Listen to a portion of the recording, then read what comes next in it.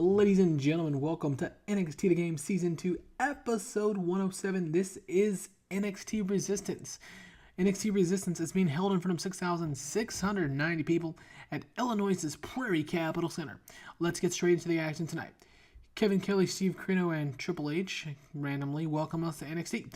Kevin Kelly says that tonight on NXT, we're going to have one hell of a show. The camera stands on them for a while as we fade to ringside. So that was not supposed to be Triple H, but rather my new announcer that joined Kevin Kelly and Steve Corino. Accidental substitution.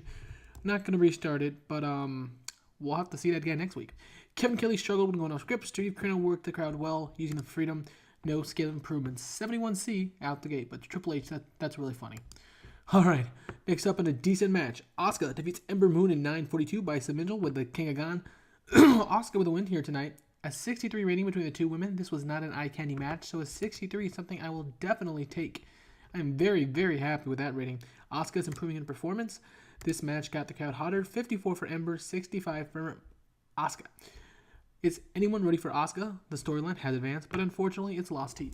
The backstage segments with her and Pete Dunn do really well, but it's the women's workers, man. No matter how good they get, they just. For whatever reason, they can never get as high as the men, the matches, that is. Obviously, the men are a little more talented overall, but I said Kana, but Asuka, she's really good. She should be able to carry Ember to a better match than this, especially given Ember being really solid in ring. So I think if I put this as an eye candy match with like a 5 or 6 minute hook, this would be like a mid-70s match, but a 63, no eye candy, and I will take it. After the match, after having defeated Ember Moon, Asuka is declared the champion again as Pete Dunne gets into the ring and raises the arm of his best friend and Manifest Destiny cohort, Asuka. Asuka proving that, as of now, nobody is indeed ready for Asuka. But sooner rather than later, Asuka is going to have to defend her NXT Women's World Championship against Candice LeRae. Is Candice the one to take Asuka down? So again, we're asking the question, is anyone ready for Asuka? Obviously, Candice LeRae won that opportunity a show or two ago in the Fatal 5-Way, and she will be getting her opportunity. You will find out when before the show is over. 67 C+. All right.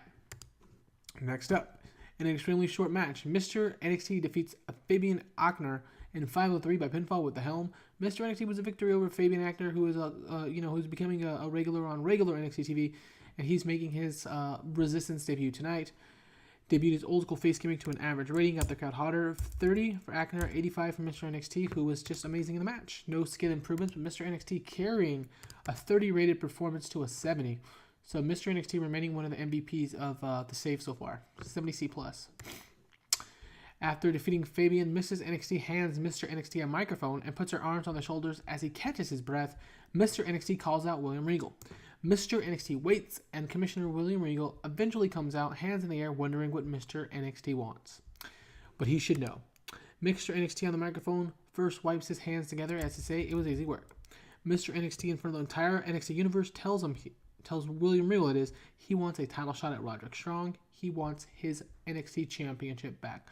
So he held a heavyweight championship that split off from Bobby Roode, but he wants the main championship back. That's what he's getting at. Mrs. NXT is looking good here, 90A. And, Mr. NXT is continuing to be a really strong player on the Rage brand, on the Resistance brand, and we definitely need it. 90A. All right, next up, the cameraman is sprinting in the back as he finds NXT World Champion Roderick Strong laid out cold with his championship next to his feet. As the camera pulls back, we see Eric Young and the NXT United States Tag Team Champions Alexander Wolf and Killian Dane, aka Sanity, all standing over Roderick Strong. Eric Young leans over and whispers as loudly. As only Eric Young can. Tick tock, Roddy. So Eric Young basically letting Roderick Strong know that him winning his match as well, he wants his shot like now. So the Resistance storyline of Roddy versus the World has continued. 77B here. So definitely a good match. I'm actually excited to see what Eric Young versus Roderick Strong could do. Excuse me, everyone. I'm feeling a little under the weather. All right, next up.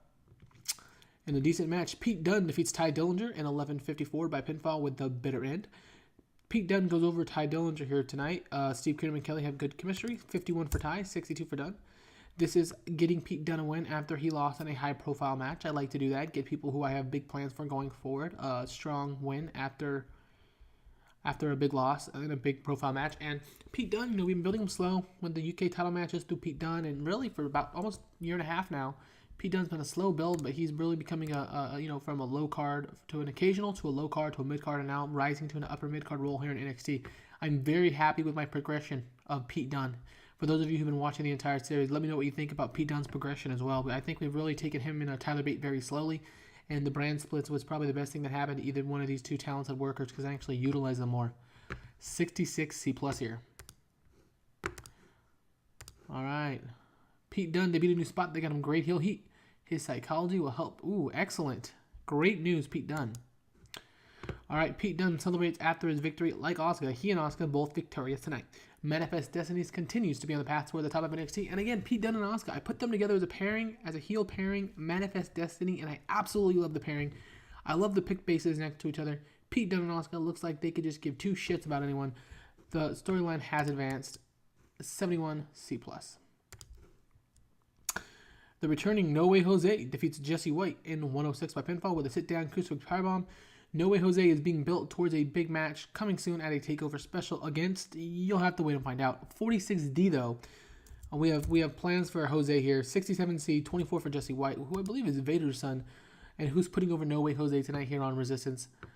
Just to help No Way Jose build a little momentum going into his big match. Well, I don't know if it's a big match, but it's not a small match. It's definitely a match he'll be building towards a Resistance TakeOver appearance on. 46D. Next up, in an extremely short match, Becky Lynch defeats Mandy Rose in 509 with the submission, her submission finisher, which for whatever reason I can't remember right now.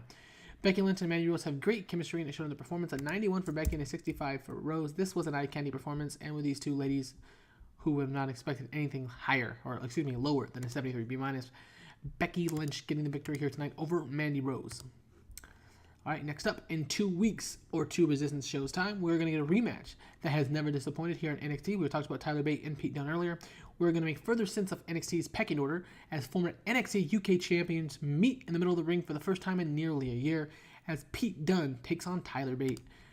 I'm very excited. They were getting decent ratings when they were all of 20 and 30 overness. Now they're about both 55 each. I am very excited to see what Pete Dunn and Tyler Bate put on for me in the main event in a couple weeks. Also, what's being dubbed now as a multi-championship defense edition of NXT Resistance, Candice LeRae, per Commissioner William Regal, will get her chance against Asuka for the NXT World Championship, Women's World Championship next week. And on top of that, in the main event, per Roderick Strong's conversation with William Regal after being attacked tonight, he doesn't want to wait any longer. He wants Eric Young. Eric Young won the Fatal 5-Way to become the #1 contender. Now, next week, Eric Young, the leader of Sanity, gets his shot at Roderick Strong for the NXT World Championship. All right, so Roddy vs. the World storyline has advanced. The angle got hotter. Eric Young improvised well through this segment, and there's no skill improvements, but at 83 B+, people are hyped for that Roderick Strong and Eric Young Resistance main event. 83 B+. And in the main event of this show, Bobby Fish defeats Scott Dawson in 12:26 by pinfall with a foreign object. This match got the crowd buzzing. Kyle O'Reilly used a settle matters ahead of the heel turn.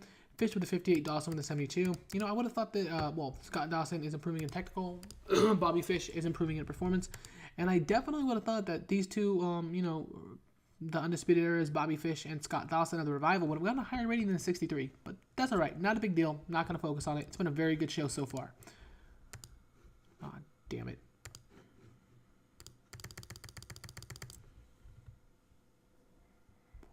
After the match, the fans boo as Kyle O'Reilly pulls his partner Bobby Fish out of the ring and helps him win taintedly over Scott Dawson as Adam Cole is shown at the top of the ramp clapping. With the Undisputed Era making their presence felt on Resistance since the brand split, one has to wonder what happened to Adam Cole. What did he say to Fish and O'Reilly? And what is in store for NXT with the Undisputed Era at the helm of the Resistance? The performance of Scott Dawson was good. We've advanced the segment, and we're going to end the show this week. I'm not really happy with how the last match and the last segment went, especially considering in a couple weeks I was going to go with a Dash Wilder Bobby Fish match. I'm still going to do it, but not really, maybe not in the main event like I had originally thought based on the low ratings of this one. Let's go ahead and check how this did here. Hopefully it's a 75, 75? 74. All right, we'll take it.